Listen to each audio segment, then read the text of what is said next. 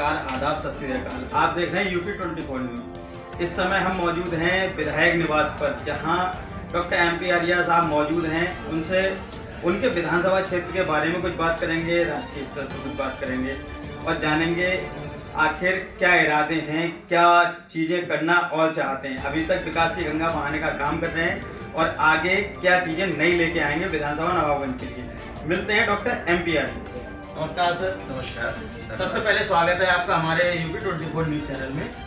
आपका बहुत बहुत धन्यवाद, स्वागत, और सभी जो आपके श्रोता हैं उनके लिए मेरी तरफ से प्रणाम। सर, जानना चाहेंगे जैसा कि नवाबगंज क्षेत्र में अन्य विधायकों की तुलना में आप सहज उपलब्ध हैं, लोगों के काम कर रहे हैं, लगातार लोगों की बात सुन के जो भी समस्या होती है उसका समाधान करने का लगातार प्रयास कर रहे हैं। ऐसा कैसे कर पाते हैं अपनी व्यस्तम दिनचर्या से समय निकाल कर?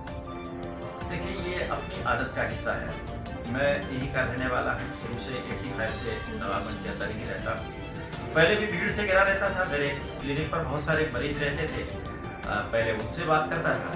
अब आजकल थोड़ा सा बदल गया है, तो जो समस्या लेकर के राजनीतिक लोग आते हैं उनका समाधान। सर, जैसा कि अभी हमने देखा, जैसे हम आपके ऑफिस आए, अभी भी कुछ लोग जो आपसे दवाई लिखवाने आते हैं पेशेंट के तौर पे आए हैं, आप उन्हें देख भी रहे हैं, दवाइयाँ भी लिख रहे हैं। तो एक विधायक के अलावा जो आप डॉक्टर हैं वो अपना कर्म आप पूरी तरीके से करते हैं, तो ऐसा क्या है कि लोग आपके पास ही दोबारा आ रहे हैं? देखिए, मेडिकल प्रोफेशन वास्तव में that is a business of faith. आदमी को जिस पर भरोसा होता है कोशिश करता है कि वो बदी पूछे। जो लोग मुझ पर अटूट विश्वास रखते हैं वो अभी भी दवा लेने मेरे पास आते हैं। अब मैं हॉस्पिटल में समय नहीं दे पा रहा हूँ, तो वैसे तो शुक्रवार, शनिवार और रविवार को 2 घंटे फ्री सुबह को मरीज देखता हूँ, लेकिन इसके अलावा भी अगर मरीज आ जाते हैं तो मैं उनका इलाज करने का काम करता हूँ, कोशिश करता हूँ। जैसा कि आप विकास की गंगा बहाने का काम कर रहे हैं, लगातार क्षेत्र में काम कर रहे हैं, कई रोड डलवा दिए, और आगे क्या योजनाएं हैं, क्या चीज़ें हैं जो आप करने जा रहे हैं? देखिए, बहुत सारे मामले हैं।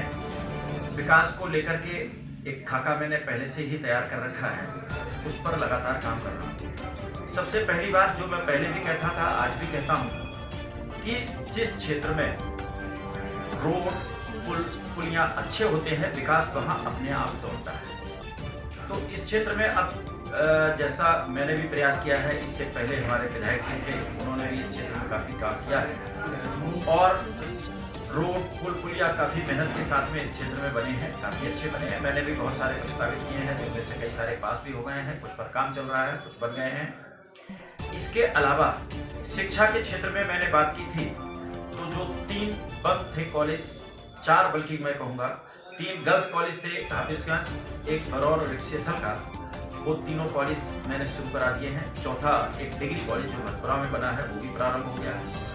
5वां एक GTI कॉलेज जो काफ़ी लंबे समय से बना हुआ है सेथल के अंदर, उस कॉलेज को प्रारंभ कराने का प्रयास कर रहा हूँ। लगातार माननीय मुख्यमंत्री जी से, माननीय प्राथमिक शिक्षा मंत्री से मेरी बात चल रही है। इसके अलावा रोडवेज की बात मैंने की थी, तो मैंने माननीय मुख्यमंत्री जी और परिवहन मंत्री से बात की है।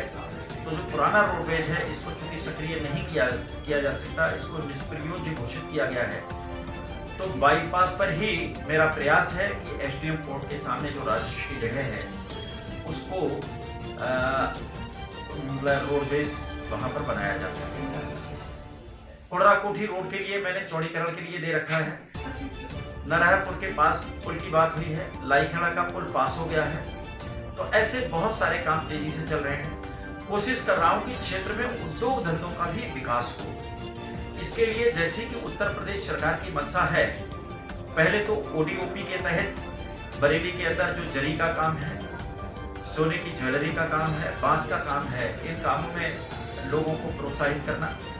इसके अलावा MSME के तहत भी सरकार काफ़ी कुछ सुविधाएं लोगों को दे रही है, तो इनके तहत अगर लोग काम करेंगे तो हम उनको आगे बढ़ाने का काम करेंगे। इसके लिए मैंने अपने यहाँ की स्टेट बैंक के सहयोग से यहाँ के व्यापारियों की एक बैठक भी बुलाई थी, और उसमें यहाँ लोगों का आह्वान किया था कि बड़े ना से ही छोटे छोटे ही उद्योग धंधे यहाँ पर लगाएं और इस तहसील को आगे बढ़ाने में सहयोग करें। जानना चाहेंगे, आपका एक ध्यान आकर्षित करना चाहेंगे। लभेड़ा जो आपकी विधानसभा क्षेत्र का अंतिम गांव होता है लगभग, उससे एक रोड जा रहा है नहर से आसपुर रछोला होते हुए सेंथल में मिलता है जाके। उस रोड की हालत ज़्यादा खराब हो गई है बारिश में। उस रोड के लिए आप क्या करना है? देखिए, वो रोड बाकायदा पास हो चुका है और काफ़ी काम उस पर हो भी चुका है। बाकी जो बचा हुआ है वो मैंने प्रस्तावित किया हुआ है और संभवतः इसी बार में हो जाएगा। सर, बात करें इस समय प्रदेश स्तर की, तो मुलायम सिंह यादव का निधन हुआ है। आपने एक संवेदना व्यक्त भी की थी, हमारे चैनल के माध्यम से क्या कहना चाहेंगे? देखिए, माननीय मुलायम सिंह जी जिनकी कल दुखद मृत्यु हुई है, वो वास्तव में जमीन से जुड़े हुए एक व्यक्ति थे और ख़ास तौर से उन्होंने उत्तर प्रदेश में पिछड़े वर्ग को आगे बढ़ाने में बहुत काम किया था। लोगों की भावनाएं उनके साथ जुड़ी हैं। दलगत राजनीति से उठकर भी वो काम किया करते थे और इसीलिए मैं समझता हूँ कि शायद सभी दलों में वो पसंद भी किया। सर, एक सवाल और, जैसा कि आप एक ऐसी पार्टी से आते हैं जिस पर लगातार आरोप लगते रहे हैं कि धार्मिक धर्म विशेष की राजनीति करता है, लेकिन अभी हाल ही में 2 मामले कांवड़ यात्रा के दौरान ऐसे हुए जो कि आपकी सूझबूझ से हिंदू मुस्लिम झगड़ा बच गया। तो इस चीज़ को, सांप्रदायिक सौहार्द को लेकर आप क्या कहना चाहेंगे? देखिए, दोनों बातें हैं। आपके 2 प्रश्न हैं। पहला प्रश्न है कि भारतीय जनता पार्टी पर सांप्रदायिक आरोप लगते हैं, तो मैं निश्चित रूप से कह सकता हूं कि आरोप सरासर गलत है। भारतीय जनता पार्टी किसी भी तरह से किसी भी संप्रदाय के साथ में भेदभाव नहीं करती है, सबके लिए समभाव रखती है। जैसे मैं उदाहरण के लिए कहता हूं, जितनी भारतीय जनता पार्टी की सरकार की योजनाएं हैं उनमें कहीं किसी भी तरह का भेदभाव किसी के साथ नहीं है। जो रमा के लिए है वो रेहाना के लिए है।